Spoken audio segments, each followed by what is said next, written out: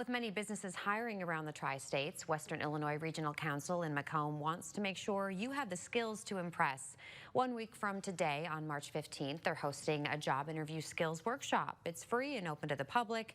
Staff will be on hand to help you build your resume and teach you how to market yourself. I would say make sure to have that resume ready to go with tailored to the employer that you're going to. So make sure to research that employer ahead of time and make sure to reference the skills that they're looking for within your resume or within your cover letter.